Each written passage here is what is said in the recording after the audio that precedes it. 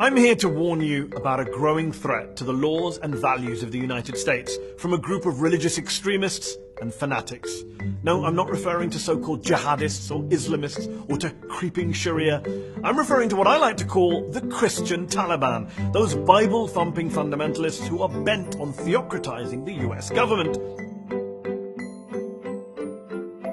There's the Attorney General of the United States, Mullah Jeff Sessions, who wants Sharia law, but of the biblical variety.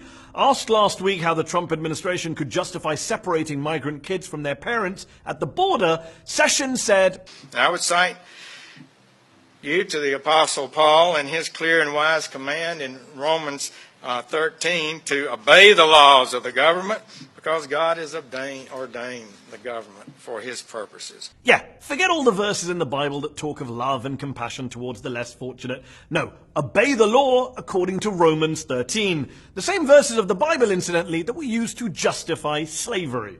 But that didn't stop White House Press Secretary Sarah Huckabee Sanders from coming out explicitly in favor of theocracy. It is very biblical to enforce the law. That is actually repeated a number of times throughout the Bible. By the way, Sarah Huckabee Sanders is the daughter of Mullah Mike Huckabee, who once called for God's law to be placed above U.S. law. And that's what we need to do, is to amend the Constitution so it's in God's standards rather than try to change God's standards so it lines up with some contemporary view of how we treat each other and how we treat the family. There's also Mullah Ted Cruz, whose victory speech at the 2016 Iowa caucuses began with, "Let me first of all say, to God be the glory."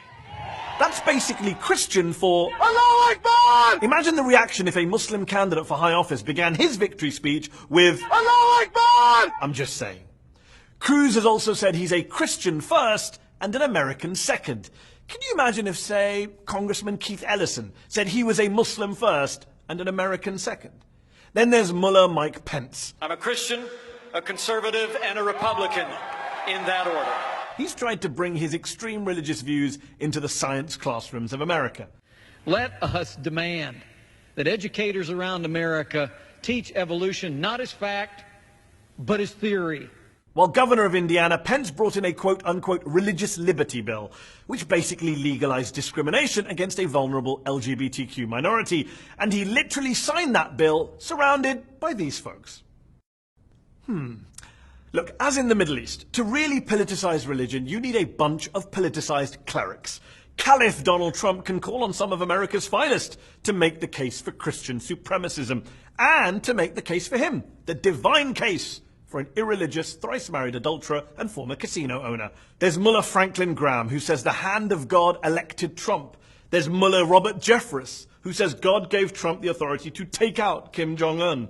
There's Mullah Jim Baker, who says we have to obey Trump because God had him elected.